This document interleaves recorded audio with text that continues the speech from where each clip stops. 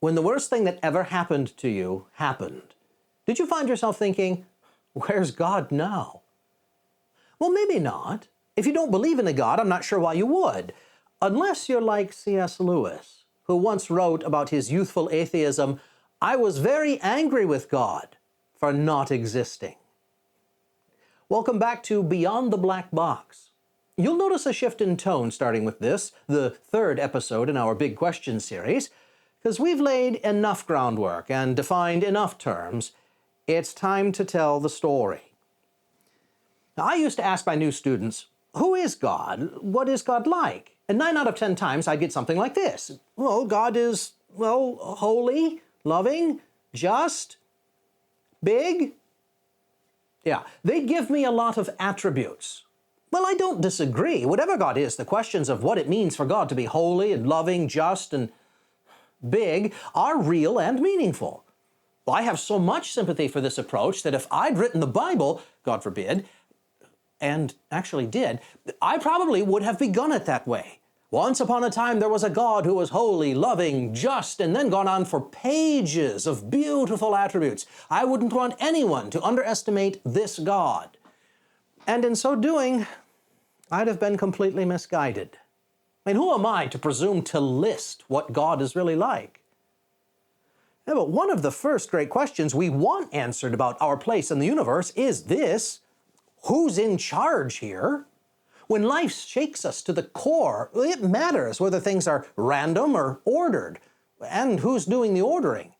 Now, I can accept that the order may be beyond my understanding. I'm pretty small after all, but it makes a huge difference whether the final authority is fate or luck, physics, a collection of minor deities, or just me. Well, Christianity answers this question in a word: God, the one on whom all else rests. When St. Anselm was asked what this God was like, well, he lifted his face to the heavens and prayed, "God, you are that being than which no greater being can be conceived." Which, I guess, means at least God has each divine attribute to the greatest possible degree, no higher love possible, no higher holiness, and so on. Well, that's why there's real virtue in answering who is this God with a list of attributes. But trying to understand the question, who is this God at the back of it all, that approach stops working, borders on heresy even, because it threatens to reduce God to an object of my consideration. If theology is the study of God, then that word can mislead us.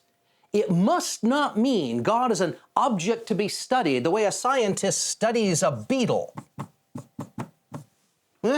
Like labeled and pinned to a corkboard. Whatever it means to know God, it isn't that. Theologians, take warning. Now, the Bible, and for the moment, I'll ask your indulgence to use this ancient work as primary source material, and we can dicker about it later. But it makes it clear from the beginning, God is not merely a concept to be believed in, but a person to be met. God does not hang around heaven waiting for philosophers to prove God exists. God does not just sit on the divine throne awaiting the conclusions of systematic theologians on the nature of the divine nature. No, the first words of the Bible teach us this. It is the perfect opening to a book meant to answer life's deep questions. In the beginning, God created. God didn't simply exist. God did something. God acted in history. We know God because God has done great works on our behalf. This God has stepped forth from heaven and trod upon the earth. The story begins not with a theologian's description, but with a God who comes and interacts with a beloved people. Listen to how the prophet Isaiah introduces this God in Isaiah 44. "Thus says Yahweh, the King of Israel and his Redeemer, the Yahweh of hosts. I am the first and I am the last, and there is no God besides me. Who is like me? Let him proclaim it and declare it. Yes, let him recount it to me in order from the time I established the ancient nation. and let them declare to them the things that are coming and the events that are going to take place. But do not tremble, and do not be afraid. Have I not long since announced it to you and declared it? And you are my witnesses. Is there any God besides me, or is there any other rock? I know of none. Now, I picked this passage almost at random from Isaiah's argument in chapters 40 to 44, because every part of it makes the same point. Notice how God's self-definition is bound up with the divine work on behalf of God's beloved people. How God's identity is revealed in what God is doing for them. Who is like me? Well, the answer, of course, is no one. But on what basis? Surely all of God's attributes show up in other gods too. Mars is powerful, Venus is loving, Jove is majestic, and Saturn ancient and eternal, and that's just the Roman pantheon. So if the biblical God's uniqueness isn't just a longer list of superlatives, what is it? Well, the thing that matters isn't what God is in the abstract, but who God is to God's beloved people. Well, this isn't some God just perched up on a mountain lobbing lightning bolts down like Zeus, with all due respect to Rick Riordan. This God is King in Israel, Redeemer, Lord of hosts, establisher of nations, a rock. This God not only exists, but works in the world on behalf of the people God has sided with. What other God does that? Israel's identity as a beloved people never rested on its own democratic effort to carve out a niche in the world. That nation didn't become the chosen people through self-selection or popular vote, but by divine grace alone. God embraced them. But this truth presents you and me, and God's beloved church, with a danger. It's easy, amid the busyness of life, all of our structures and responsibilities, to live under a spiritual fogginess. That is, we might confess that our identity, our value, our security are products of God's grace alone, but when push comes to shove, our choices can betray that we really believe it's all up to us. Well, if we don't make it happen, our homes, our jobs, our lives, our churches will be no more.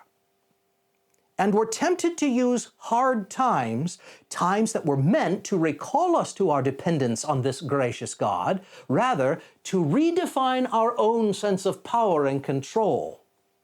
Now, we do this through resolutions and goals and hard work, and our churches do it through recommitments to market niches and target audiences and strategic campaigns and overarching visions.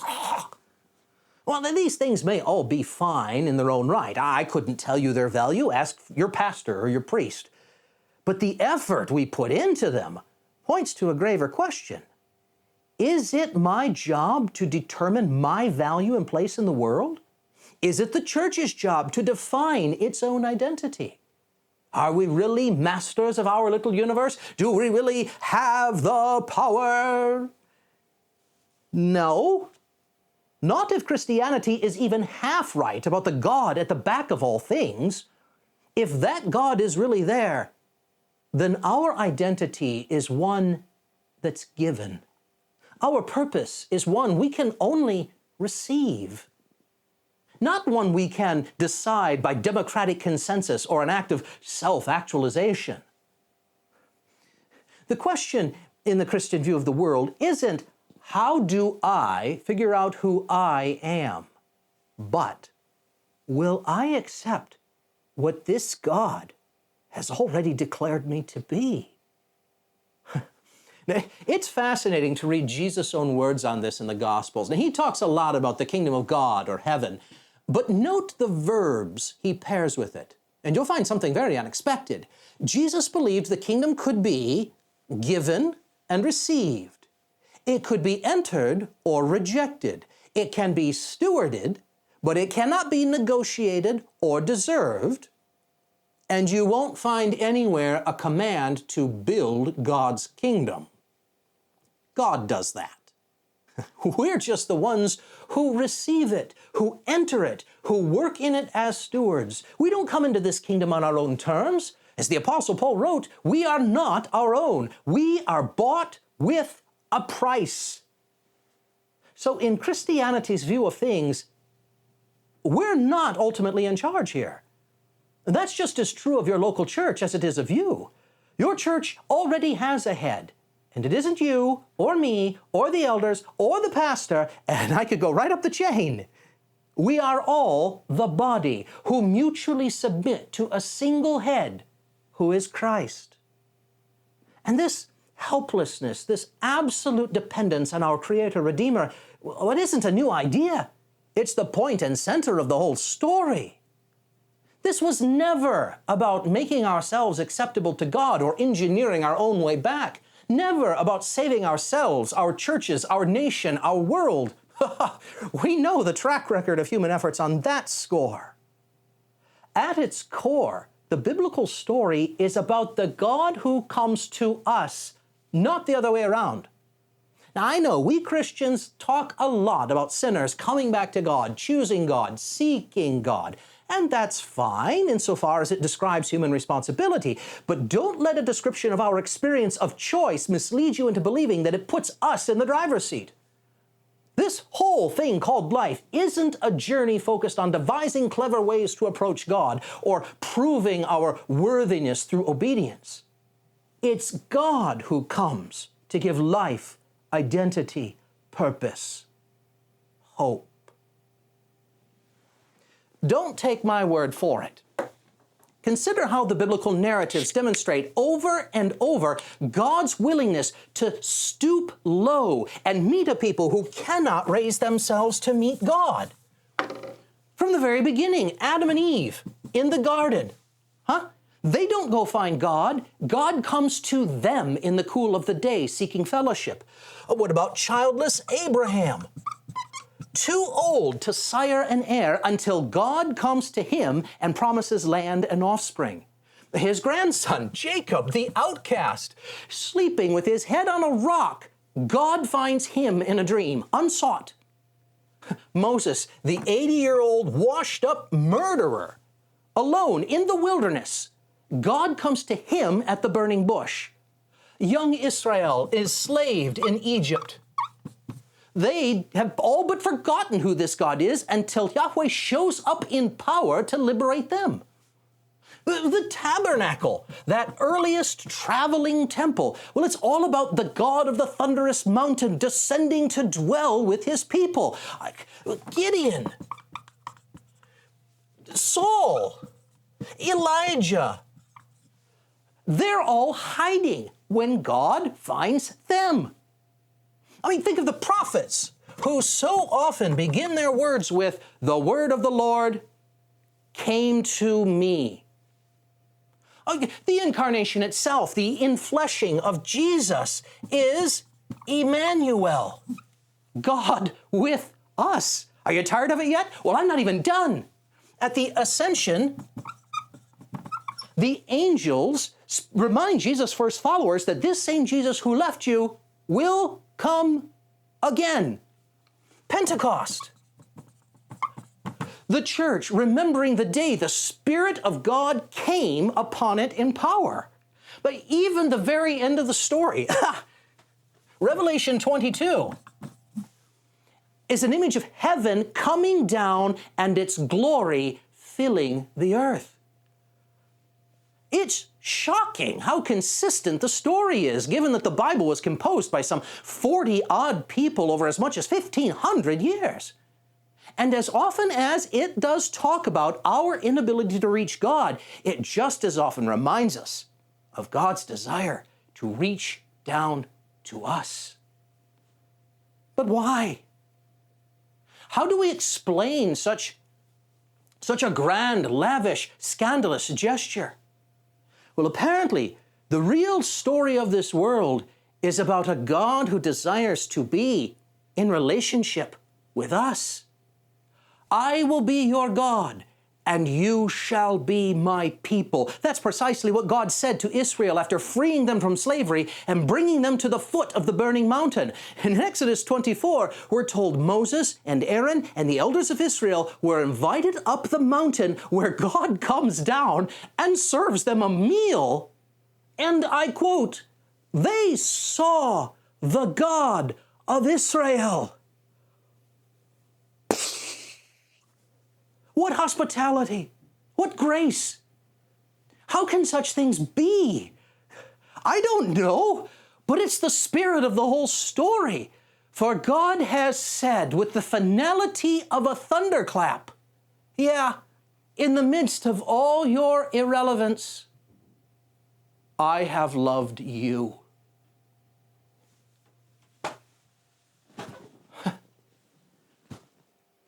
From the beginning, God has desired a people who will glory in being God's people. Mystery of mystery, glory beyond glories. We are that people. And if this is so, then times of great uncertainty or sorrow are precisely the moments to step back and look again at the story that binds God's people together.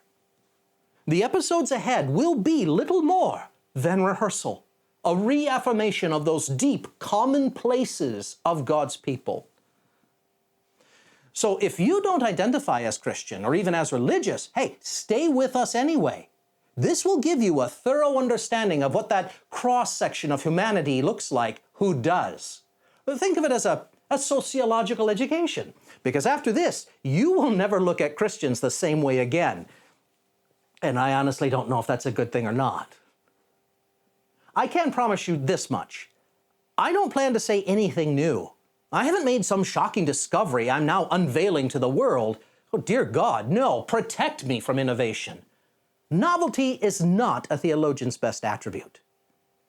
But there's a mild warning here, too. This story, if sincerely told and deeply embraced, will teach us again that whatever difficulty you're facing, you're not alone. God is not absent from your struggle.